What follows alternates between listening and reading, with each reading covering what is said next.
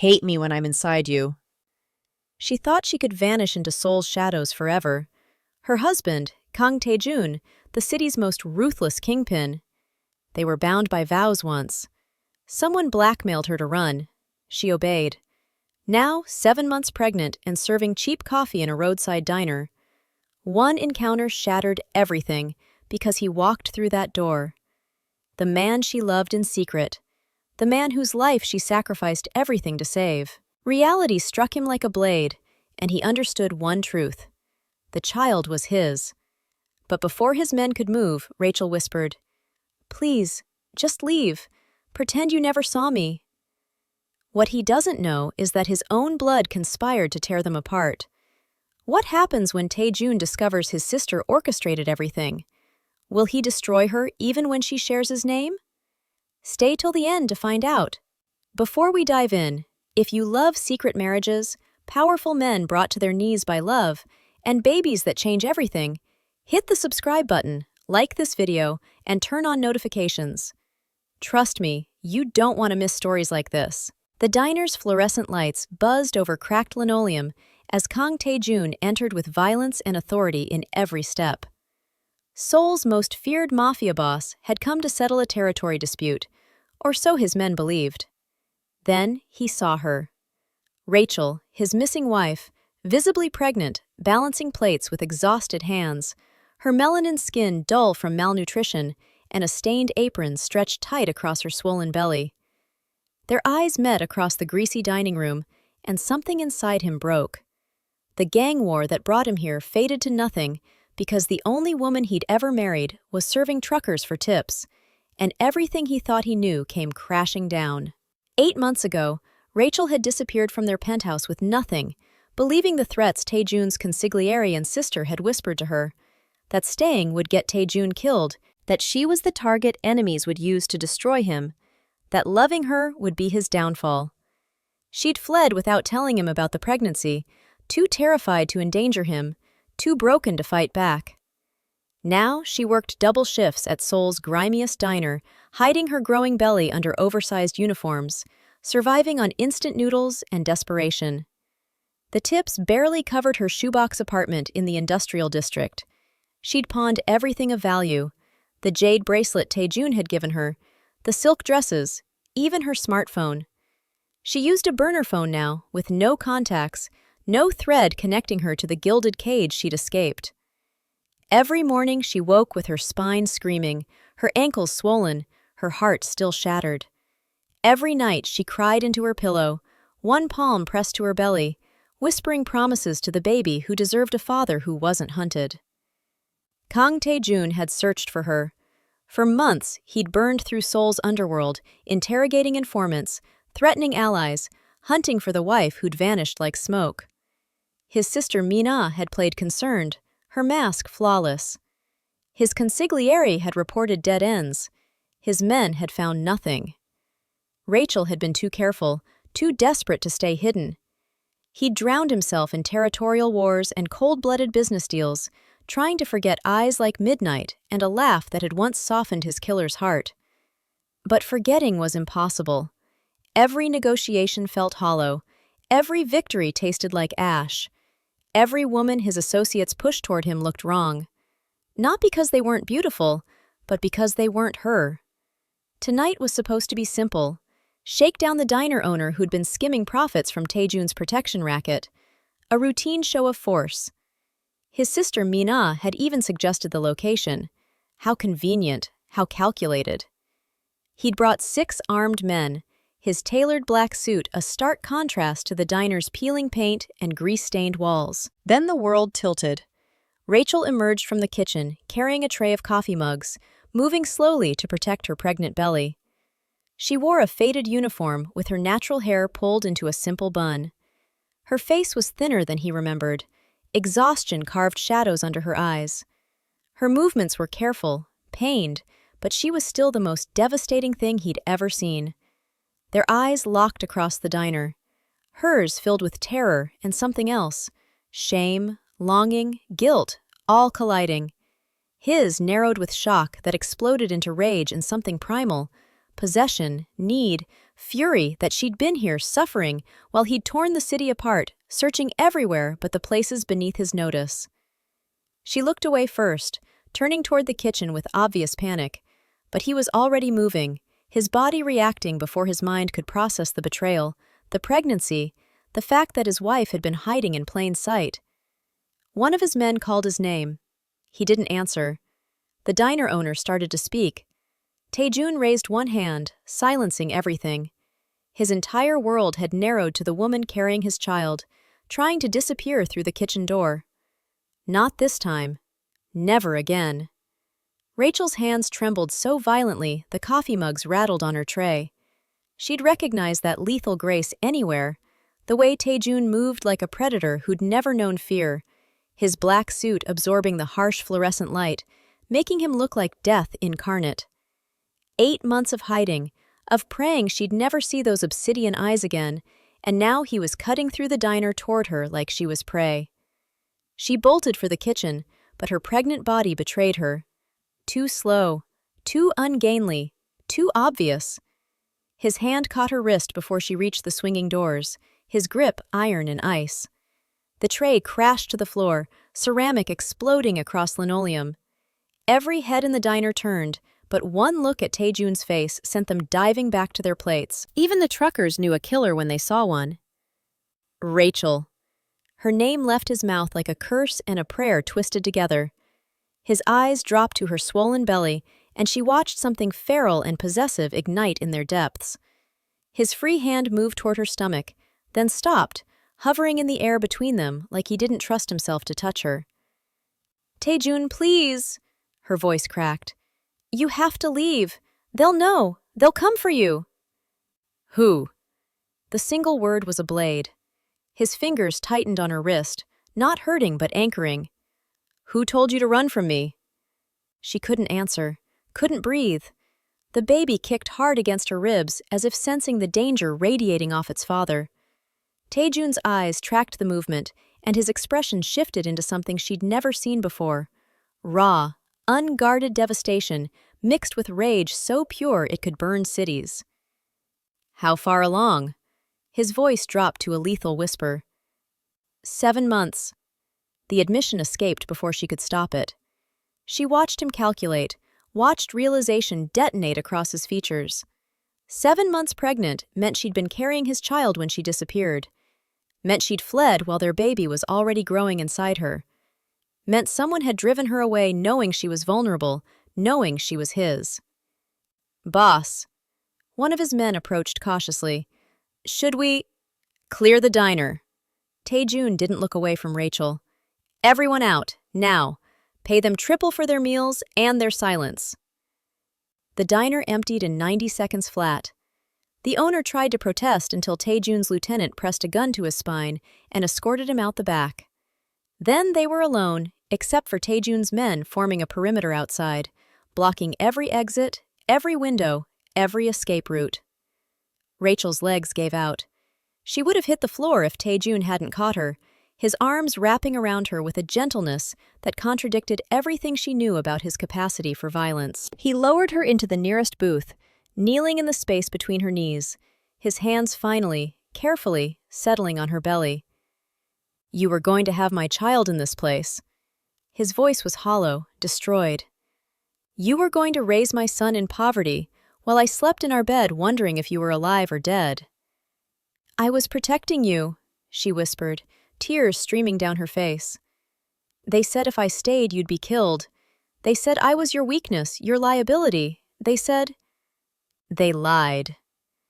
His hands spread wider across her stomach, possessive and reverent. "And they're already dead. They just don't know it yet." The baby kicked against his palm. Tae-jun flinched like he'd been shot, his eyes snapping up to meet hers. In that moment, Rachel saw the truth that terrified her more than his rage. She hadn't just been hiding from her husband, she'd been keeping him from his child. "You're coming home," he said, and it wasn't a request. "You and my son, tonight. I'm putting a security detail on you that would make the president jealous. I'm hiring a team of doctors. His voice cracked. "I'm never letting you out of my sight again." "Tae-jun, They'll use me against you. They'll— Let them try. He stood, pulling her up with him, keeping one arm protectively around her waist. I've spent 8 months as a man with nothing left to lose. Now I have everything. And I will burn this entire city to ash before I let anyone take you from me again. Outside, his men opened the doors of a bulletproof SUV. Rachel looked back at the diner one last time, at the life she'd built from scraps and desperation. Taejun's hand pressed against the small of her back, guiding her forward into the darkness where his empire waited. She was going back to the cage, but this time, she realized with equal parts terror and relief, the monster guarding it would destroy anything that tried to reach through the bars. The penthouse had changed, or perhaps Rachel had simply forgotten how obscenely wealthy her husband was. Floor-to-ceiling windows overlooked Seoul's glittering skyline, the city sprawling beneath them like a kingdom Taejun owned with blood and fear. Marble floors reflected crystal chandeliers, leather furniture that cost more than most people's yearly salary, art on the walls worth enough to feed her diner for a decade. She stood in the entryway, her stained uniform a stark contrast to the luxury surrounding her, feeling like an imposter in a life she'd abandoned. This way. Taejun's hand pressed against her lower back, guiding her toward the master bedroom. His touch was constant now, as if he couldn't bear to have her beyond arm's reach. 2 men flanked them, part of the security detail he'd assigned before they'd even left the diner parking lot. The bedroom had been transformed. Medical equipment lined one wall, monitors, an ultrasound machine, cabinets full of supplies that looked stolen from a hospital. A team of 3 people waited by the windows, 2 women in scrubs and a man in a white coat who stepped forward with a professional smile. Mrs. Kang, I'm Dr. Yoon. I'll be overseeing your prenatal care from this point forward. He gestured to the women. These are nurses Han and Park. We'll be conducting a full examination tonight to ensure both you and the baby are healthy. Rachel's throat tightened. I can't afford— Money is irrelevant. Taejun cut her off, his voice hard. You'll have the best care available. Non-negotiable. Within an hour, they'd taken her blood pressure, drawn blood samples, performed an ultrasound that made Taejun's hand clench around hers when their son's heartbeat filled the room. Dr. Yoon frowned at the results, his expression growing grave as he reviewed the data. She's severely malnourished, he reported to Taejun, as if Rachel wasn't sitting right there. Anemic, dehydrated. The baby is undersized for gestational age. Another month in those conditions, and we'd be looking at serious complications. Rachel watched Taejun's jaw work, watched rage and guilt war across his features. He said nothing, but his hand moved to her belly, protective and possessive.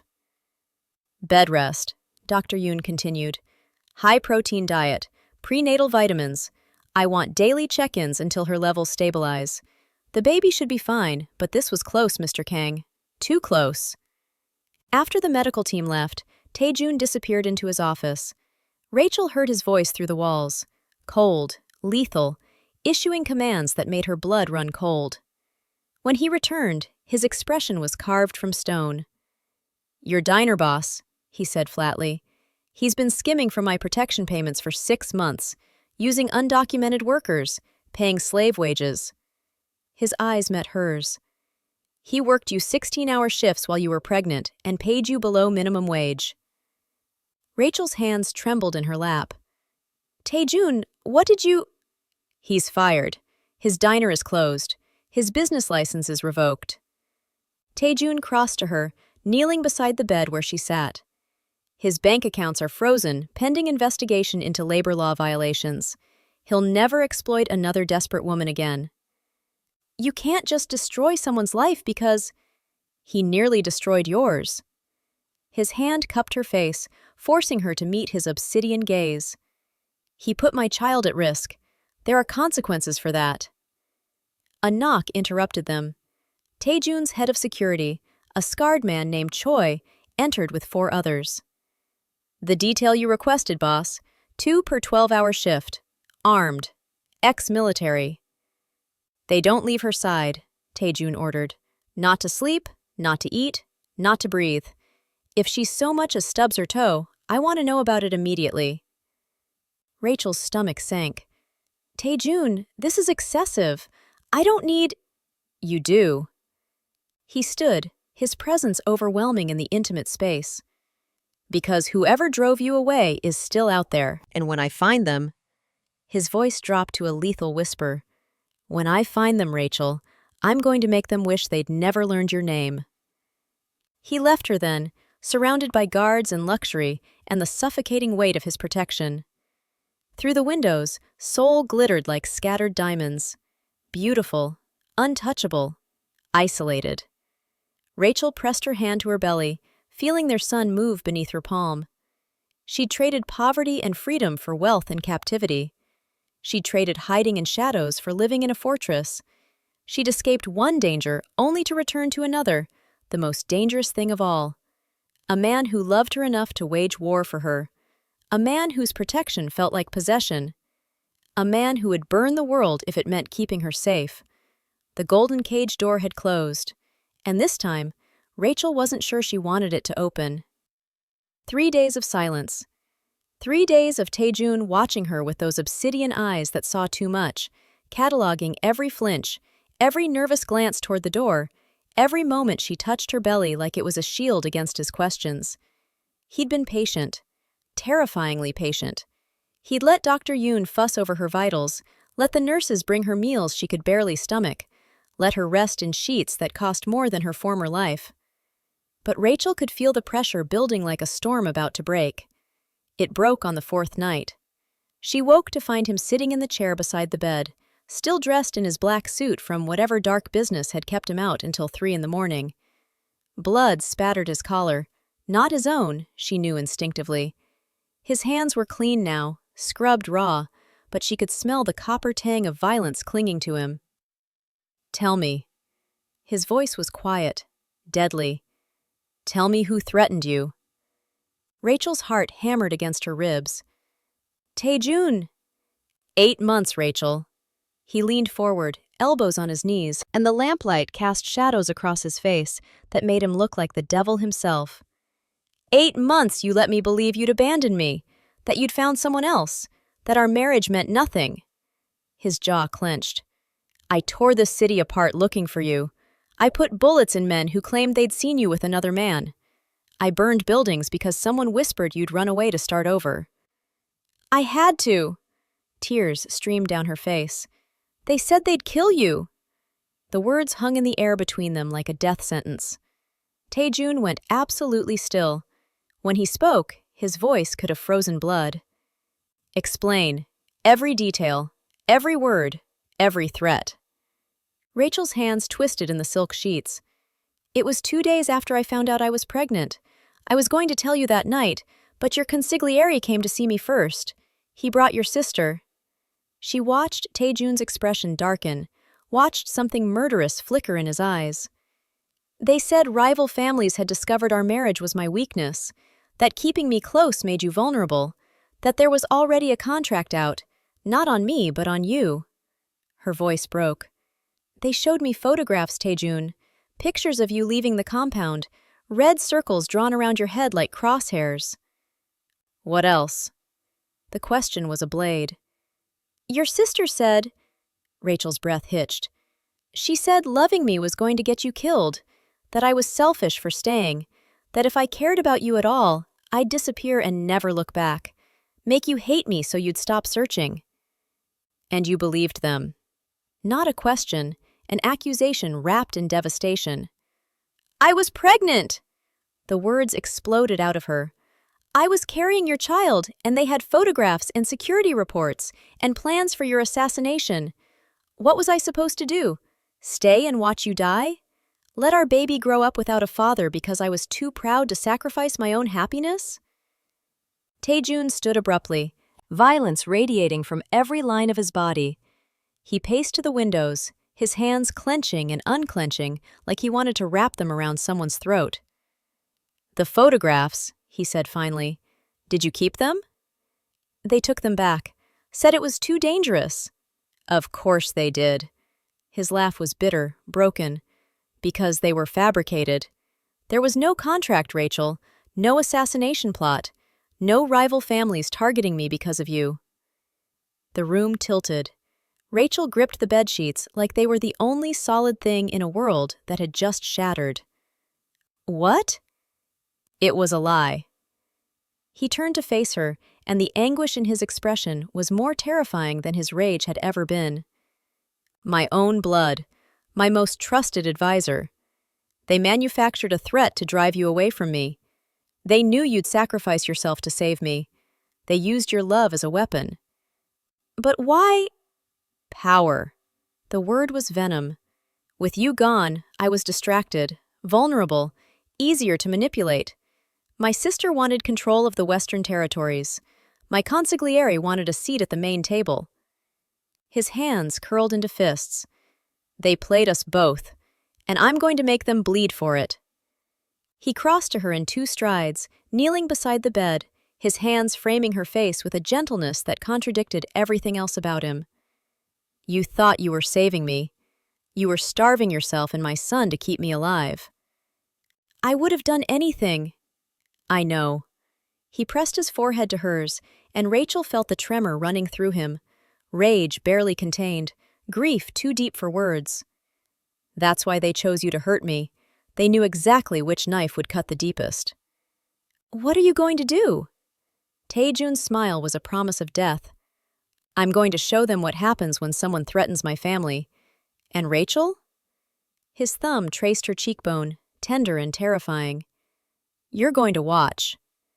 Taejun called the meeting for midnight, not in the boardroom where legitimate business was discussed, but in the basement level of the compound, the place where problems were solved with bullets instead of contracts. Rachel stood beside him behind one-way glass, her security detail flanking her like shadows. Below, his inner circle gathered around the steel table. His consigliere, Park Jin-ho, arrived first, his silver hair immaculate, his suit tailored to perfection. Then the lieutenants, the accountants, the enforcers who kept Seoul's underworld running like clockwork. Min-ah entered last. Taejun's sister was beautiful in the way poisonous things often are: elegant cheekbones, designer dress, diamonds glittering at her throat like the wealth she'd been born into. She took her seat at Jin-ho's right hand, the position she'd claimed during Rachel's absence. Second in command, the power behind the throne. "She looks so normal," Rachel whispered, her hand instinctively moving to her belly. "The most dangerous ones always do."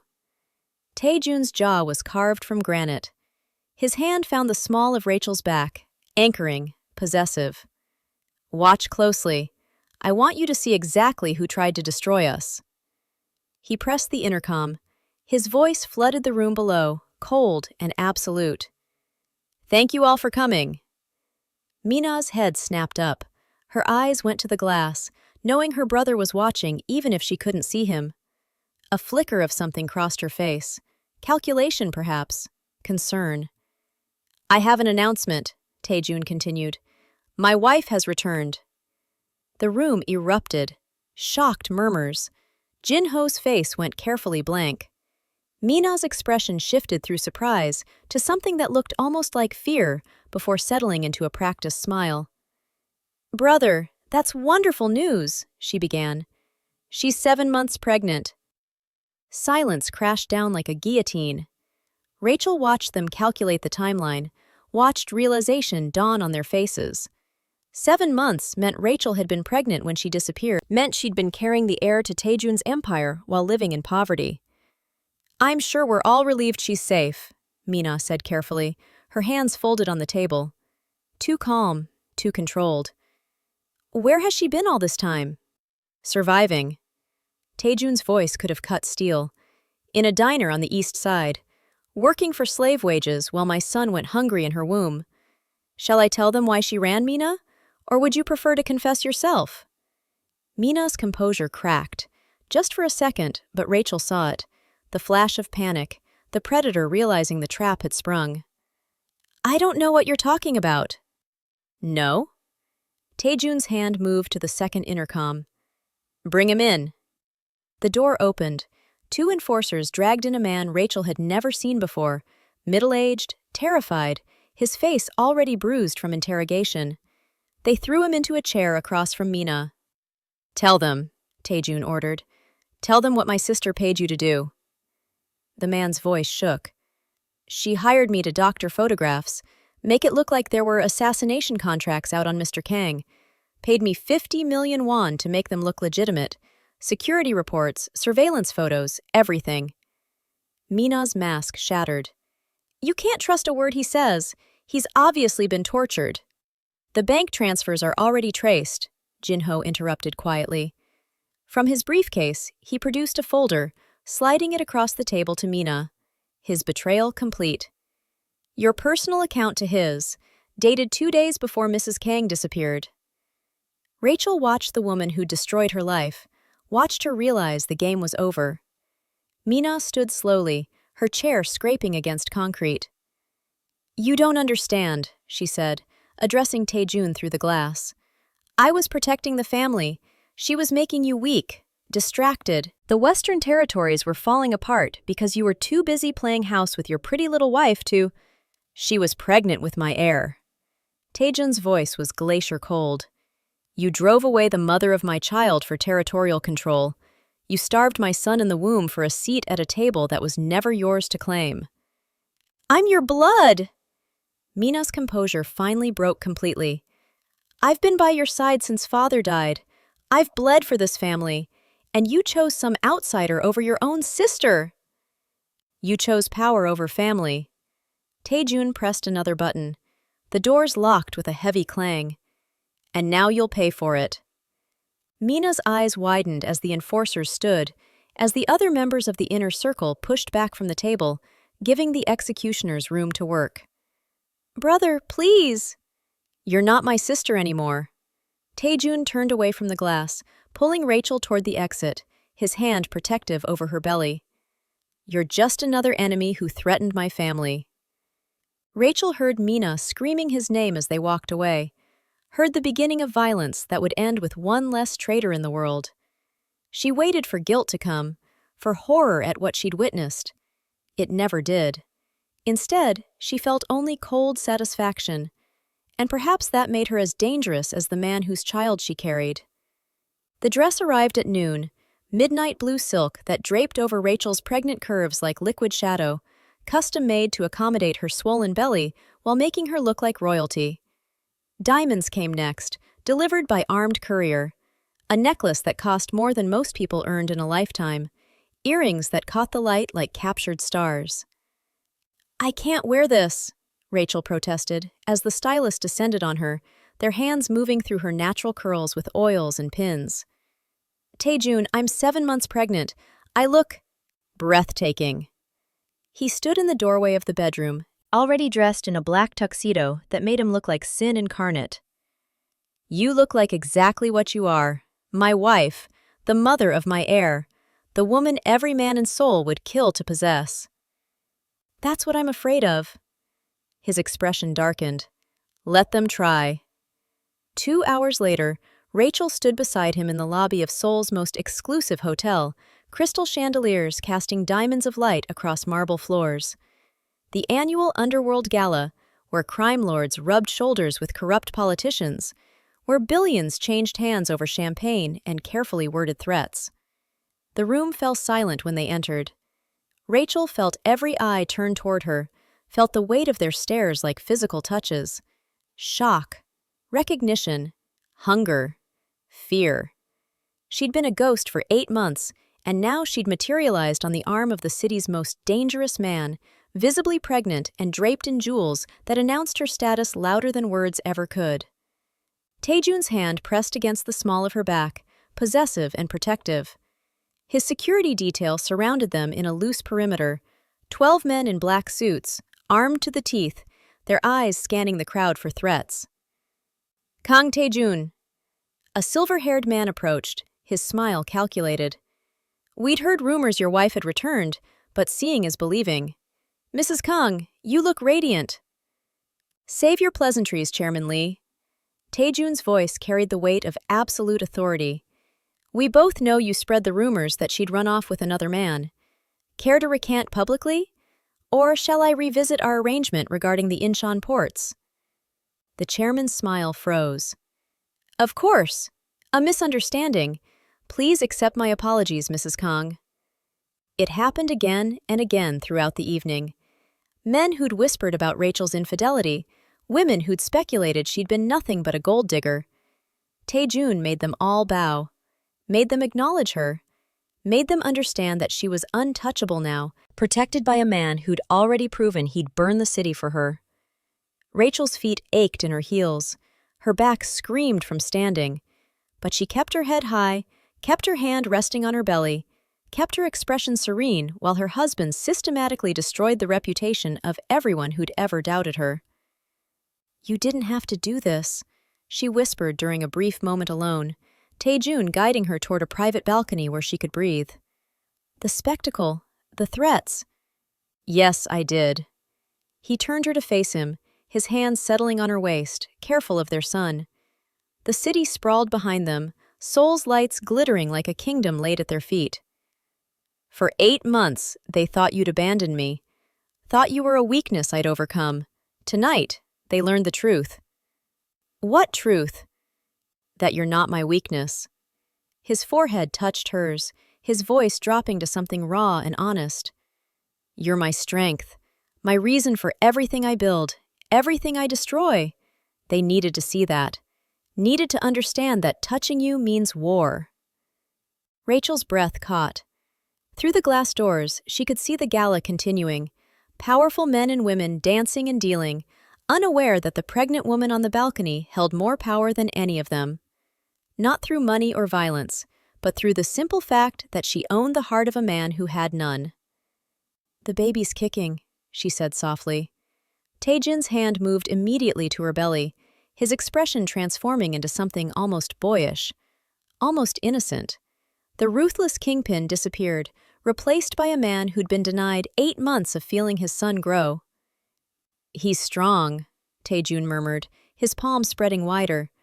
"Like his mother. Or stubborn, like his father." A rare smile touched his lips. Not the cold, calculated expression he wore like armor, but something genuine. Something that reminded Rachel why she'd fallen in love with him in the first place, back before the violence and the fear and the golden cage. "Dance with me," he said suddenly. "Here?" "Here, where no one else exists, where it's just us and our son and the city we're going to give him." Music drifted from the ballroom as Tae-jun pulled her close, swaying with her on the balcony while Seoul glittered below. Rachel rested her head against his chest, feeling his heartbeat steady and sure, feeling their baby move between them like a promise. Inside, the underworld watched through the glass, watched their king claim his queen, watched and understood that the balance of power had shifted permanently. The queen had returned, and she was far more dangerous than any of them had imagined. The purge began at dawn. Rachel woke to find Tae-jun's side of the bed cold, his absence like a wound. Through the windows, Seoul was painted in shades of gray and pink, the city still sleeping. But somewhere out there, men were dying. She found the list on his desk, names written in his precise handwriting, each one crossed out in red ink as the night progressed. 17 names total, 14 already marked with that crimson slash. 3 remaining. Park Jin-ho, the consigliere, 2 lieutenants who'd helped fabricate the evidence, and a low-level enforcer who delivered the threats to Rachel 8 months ago. Dr. Yoon appeared for her morning examination, his expression carefully neutral as he checked her vitals. The baby's heartbeat filled the room, steady and strong, a stark contrast to the violence being orchestrated in her husband's name. "The stress isn't good for you," Dr. Yoon said quietly. "Or the baby." "Then tell my husband to stop killing people." The words came out bitter, exhausted. "Would you want him to?" The doctor's eyes met hers, knowing. If he stopped now, left traitors alive in his organization, how long before they tried again? How long before someone decided your son would make excellent leverage? Rachel's hand moved to her belly. She had no answer. Tae-jun returned as the sun reached its zenith, blood on his shoes despite the change of clothes. He'd showered somewhere, scrubbed away the evidence, but Rachel could smell death on him anyway. Copper and gunpowder, and the cold efficiency of a man who'd spent the morning eliminating threats. "It's done," he said, pouring himself whiskey despite the early hour. "Almost." "Jin-ho?" "He's in the basement, waiting." Taejun's jaw was granite. "I wanted you to see this one." Rachel's stomach turned. "Taejun, I don't need to—" "Yes, you do." He crossed to her, his hands framing her face with a gentleness that contradicted everything else about him. "He stood beside me for 15 years, advised me, guided me, and he orchestrated the entire plot to drive you away. You need to see what happens to people who threaten my family. Need to understand that mercy is a luxury we can't afford." The basement was exactly as she remembered. Cold concrete, steel table, the smell of fear and violence baked into the walls. Park Jin-ho knelt in the center of the room, hands bound behind his back, his silver hair matted with blood. He'd been beaten, but not broken. His eyes, when they met Rachel's, were defiant. "So the queen comes to watch the execution," he said, his voice thick. "Tell me, Mrs. Kang, was it worth it? All this death for one woman?" "It wasn't for me." Rachel stepped forward, surprising herself with her steadiness. "It was for him. You tried to break the only good thing in his life. You weaponized his love. You starved his child." Her voice hardened. "You didn't just betray him. You tried to kill who he could become." Something flickered in Jin-ho's eyes. Fear, perhaps. Recognition that Rachel wasn't the weakness he'd assumed. Taejun moved behind his former consigliere, drawing his gun with practiced ease. "Any last words?" "You're making a mistake," Jin-ho said. "Sentiment makes you vulnerable. That child makes you vulnerable. Sooner or later, someone will use them against you, and you'll—" The gunshot echoed like thunder. Jin-ho's body crumpled. Blood pooled across concrete. Rachel didn't flinch, didn't look away. She watched until the light left his eyes, until the man who'd orchestrated her suffering became nothing but meat and memory. "Clean this up," Taejun ordered his men. Then his hand found Rachel's, lacing their fingers together. "Come, you shouldn't be standing this long." They climbed the stairs in silence. Behind them, the cleanup crew moved with efficient brutality. By nightfall, there would be no evidence Jin-ho had ever existed. No body, no blood, no trace of the man who'd served and betrayed in equal measure. In the bedroom, Rachel sank onto the bed, her hands trembling now that the adrenaline was fading. Taejun knelt before her, unlacing her shoes with careful fingers.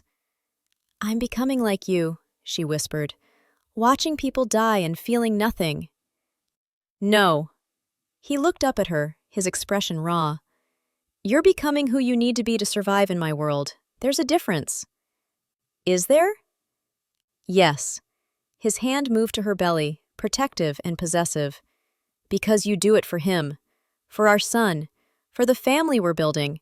That's not coldness, Rachel. That's love sharp enough to cut." She wanted to argue, wanted to say she was losing herself in his darkness. But as their baby kicked against Taejun's palm, as she looked at the man who'd burned down his own organization to keep them safe, Rachel realized the truth. She wasn't losing herself.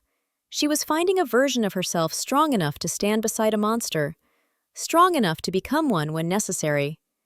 The purge was complete.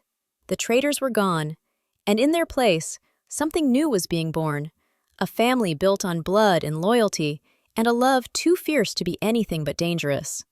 Rachel woke at 3 a.m. to find Taejun sitting on the floor beside their bed, his back against the mattress, head tilted toward the ceiling. He'd stripped down to his undershirt and dress pants, his jacket discarded somewhere, his perfectly controlled exterior cracked just enough for her to see the fractures underneath. "Taejun?" She shifted carefully, her pregnant belly making every movement deliberate. "What's wrong?" "I killed 14 men this week." His voice was hollow, empty. 14 people who worked for me, trusted me, believed they were building something with me, and I put bullets in them without hesitation because they threatened you. Rachel's hand found his shoulder. "They betrayed you first." "Did they?" He turned to look at her, and in the darkness she saw something she'd never seen before. Doubt. Fear. Or did I create a world so violent, so toxic, that betrayal was inevitable? Maybe Jinho was right. Maybe sentiment does make me weak. Maybe loving you, loving him, his hand gestured toward her belly. Maybe it's the thing that will finally destroy me. Don't say that. Why not? He stood abruptly, pacing to the windows where Seoul glittered like scattered diamonds. Look at what I've built, Rachel. An empire of blood and fear and violence. Every dollar I've made is stained red. Every business I own was taken by force. Every ally I have is bound by threats and leverage. His fists clenched. What kind of father can I be when my hands are covered in death? Rachel struggled to her feet, crossing to him despite her body's protests. She took his hands in hers, forcing him to look at her. The kind who would burn the world to keep his son safe. The kind who would destroy his own organization rather than risk his family. The kind who's asking these questions at 3 in the morning because he actually cares about the answer. It's not enough. Then change. The words were simple, revolutionary. You have more power than anyone in this city, Taejun. Use it differently. I don't know how to be anything else. His voice cracked. I was 15 when my father put a gun in my hand and told me weakness was death. I was 17 when I killed my first man. By 20, I'd built an empire on their bones. This is who I am, Rachel. This is all I know. She pressed his palm flat against her belly, against the place where their son moved and kicked and grew. Then learn something new. For him. Not the lessons your father taught you, the ones you wish someone had taught you instead. Taejun's breath hitched. Through the thin silk of her nightgown, she felt his hand tremble. What if I fail? What if I look at him and see another weapon to forge? Another heir to mold in my image? You won't. Rachel's certainty was absolute. Because you're terrified of that possibility. Monsters don't worry about becoming monsters, Taejun. They just are. He pulled her closer, careful of her belly, his forehead pressing to hers. I want to be someone he can be proud of. Someone who doesn't make him afraid. Someone who... His voice broke completely. Someone who deserves the way you look at me right now. Then promise me something. Rachel's hands framed his face, forcing him to meet her eyes. Promise me that when our son is born, the mafia boss dies. Not literally. I know you have responsibilities, loose ends, things that can't be abandoned overnight. But promise me you'll start building an exit. Start transitioning power. Start becoming the man you want him to know, instead of the monster everyone else fears. Rachel, promise me. Her voice was steel wrapped in silk. Because I didn't survive 8 months of poverty and fear just to watch our son grow up like you did. I didn't come back to this cage just to raise another killer. Promise me that the father will live even if the boss has to die. The silence stretched between them, heavy with possibility and peril. Outside, Seoul pulsed with life and death and all the gray spaces between. Inside this room, in this moment, a man who'd never believed in redemption found himself wanting it anyway. I promise. The words were a vow, a prayer, a declaration of war against his own nature. The day he's born, I start building the exit. I start transferring legitimate businesses into his name. I start cutting ties with everything that could make him a target. His hands spread wider across her belly. I'll still have enemies, still have blood on my hands, but I'll spend the rest of my life washing it off if that's what it takes. Rachel kissed him then, tasting salt and vulnerability, and something that felt dangerously close to hope. That's all I'm asking. Not perfection, just effort. Just the willingness to try. For him, Taejun murmured against her lips. For you. For the family we're going to protect no matter what it costs me. They stood there in the darkness, two people who'd been broken and remade by violence, holding each other while their son moved between them like a promise of something better. Something worth fighting for. Something worth dying for. Something worth living for. Outside, the city slept unaware that its most dangerous king had just made a vow that would reshape everything. Inside, a midnight promise hung in the air like a benediction. The monster would learn to be a man, or die trying. The contractions started at sunset, irregular at first, just a tightening across Rachel's belly that made her breath catch. Dr. Yoon was summoned immediately, his calm presence filling the bedroom as he examined her with practiced efficiency. "Early labor," he confirmed. "Could be hours. Could be a full day. We have time." Tae-joon hadn't left her side, his hand gripping hers like she was the only anchor keeping him from drowning. For a man who'd orchestrated executions without flinching, the sight of his wife in pain unmade him completely. "I'm fine," Rachel said through gritted teeth as another contraction rolled through her. "I've been preparing for this for—" The explosions shattered the windows. Glass rained down like diamonds turned deadly. Tae-joon's body covered hers instantly, shielding her and their unborn son as chaos erupted outside. Gunfire, shouting, the distinctive crack of automatic weapons tearing through the night. "We're under attack!" Choi's voice crackled through the radio.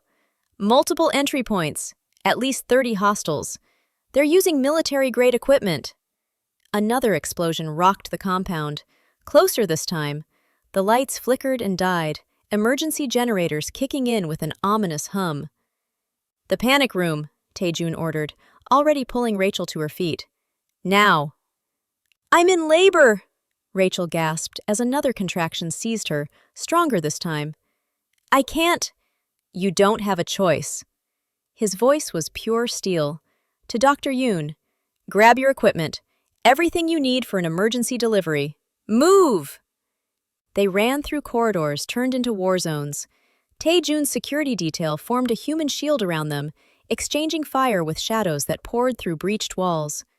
Rachel saw bodies, some in black tactical gear, some in suits she recognized as Tae-joon's men. Blood painted the marble floors in abstract patterns. A figure emerged from a side corridor, one of Minna's former lieutenants, supposedly eliminated in the purge. His gun rose toward Rachel's belly. Tae-joon fired first. 3 shots, center mass. The man dropped. "You said you killed them all," Rachel gasped between contractions. "I thought I did." His jaw clenched. Someone got sloppy. Someone let them regroup. The panic room was in the basement. Reinforced steel walls, independent air supply, enough provisions for a month-long siege. Dr. Yoon and 2 nurses scrambled inside, setting up a makeshift delivery room while gunfire echoed above them. "How many?" Tae-joon demanded into his radio. "We're holding them at the perimeter," Choi reported.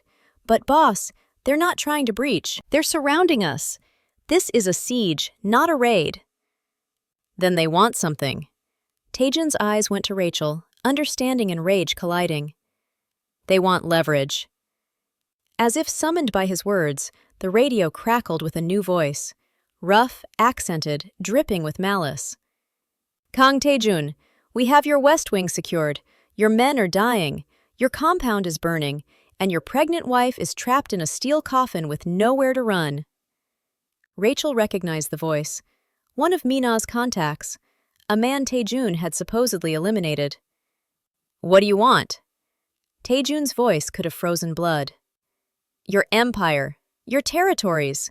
Your complete and unconditional surrender." Laughter crackled through the speaker. "Sign over everything, walk away from the underworld, and we'll let your pretty wife deliver that baby in peace. Refuse, and we'll dig you out of that panic room and make you watch while we—" Tae-joon crushed the radio in his fist. Rachel doubled over as the strongest contraction yet tore through her. Dr. Yoon was at her side immediately, checking her dilation with clinical efficiency. "She's progressing fast," he announced. "The stress is accelerating labor. We're looking at hours, not days." "Can you deliver here?" Tae-joon demanded. "I can, but it's not ideal. If there are complications—" "There won't be." Tae-joon's voice was absolute certainty, masking absolute terror. To his remaining security, "How many men do we have left?" 15 inside the panic room, another 20 holding the upper levels." Choi's face was grim. We're outnumbered 2-1, and they have better weapons. Then we even the odds. Tae-jun checked his gun, his movements economical and deadly. I'm going out there. No! Rachel grabbed his arm, her grip fierce despite the pain. You promised! You promised you'd be here when he's born. You promised the boss would die so the father could live. And I will keep that promise. He cupped her face, his thumb brushing away tears she hadn't realized were falling. But first, I have to make sure you both survive to see it. First, I have to be the monster one last time. Another contraction hit. Rachel's scream echoed off steel walls. I'll be back before he arrives, Tae-jun promised, pressing his forehead to hers. I swear on everything I am, Rachel. I'll be back. He kissed her then, desperate and tender and tasting like goodbye. Then he was gone, disappearing through the panic room door with half his security detail, leaving Rachel in the reinforced tomb with Dr. Yoon and the sound of her own racing heart. Above them, the gunfire intensified. The siege had become a slaughter, and somewhere in the darkness, Tae-jun was keeping his promise the only way he knew how, with blood and bullets and the cold certainty of a man who had everything to lose.